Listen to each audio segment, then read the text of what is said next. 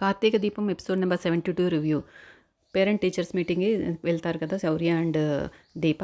అక్కడ వేరే వాళ్ళ శౌర్య ఫ్రెండ్ అడుగుతాడు, మీ పేరెంట్స్ మీటింగ్ అంటే ఇద్దరు రావాలి కదా, మీ నాన్న ఎక్కడ అంటే, మా నాన్న ఊరెళ్ళాడు అని ఇంకా అబద్ధం చెప్పాల్సొస్తుంది శౌర్య. పాపం చాలా బాధపడుతుంది అబద్ధం చెప్పినందుకు.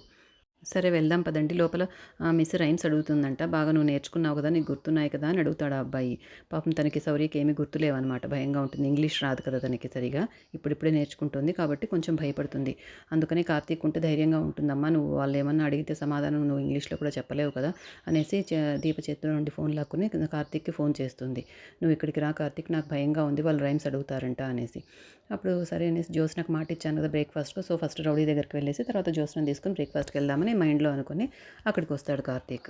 అక్కడికి వచ్చిన తర్వాత, నాకు చాలా భయంగా ఉంది కార్తీక్, నువ్వు మీటింగ్ అయ్యే వరకు నువ్వు నాతోనే ఉండాలి అంటుంది శౌర్య.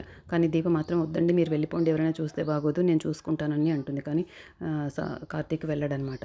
ఇంతలో వాళ్ళు లోపలికి వెళ్తూ ఉంటారు చేయి పట్టుకొని ముగ్గురు. అది ఫోటో తీస్తుందనమాట. జ్యోత్స్న ఫ్రెండ్ ఇక్కడ ఒకటి మిస్ ఉంటుంది కదా, ఆమె ఫోటో తీసి జ్యోత్స్నకు పంపిస్తుంది.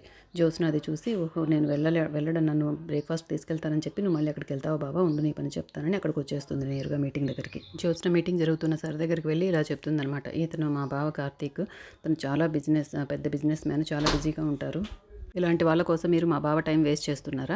ఇక నుండి శౌర్యకు తన గార్డియన్గా ఉండరు, తన గార్డియన్గా పేరు రాశాడు కాబట్టి తనకు మీరు ఫోన్ చేసి పిలుచుంటారు. ఇక మీదట ఎప్పుడు మా బావ టైం వేస్ట్ చేయకండి, ఆ పేరు తీసేసి నా పేరు పెట్టండి గార్డియన్గా, నా ఫోన్ నెంబర్ మార్చేయండి. కాబట్టి ఇంకెప్పుడు ఏదైనా శౌర్యకి అవసరం ఉన్నా కూడా నా ఫోన్కి కాల్ చేయండి, నేనే వచ్చి చూసుకుంటాను అంతా, మా బావని మాత్రం ఎవరు డిస్టర్బ్ చేయొద్దండి అని సీరియస్గా చెప్తుంది అక్కడ. పాపం దీప్ అయితే చాలా షేమ్గా ఫీల్ అవుతుంది అనమాట. తను అలా వచ్చేసరికి, అంటే మేము ఇద్దరమే వెళ్తున్నాం అని చెప్పింది కదా కార్తీక్ రావట్లేదు అన్నట్టుగా.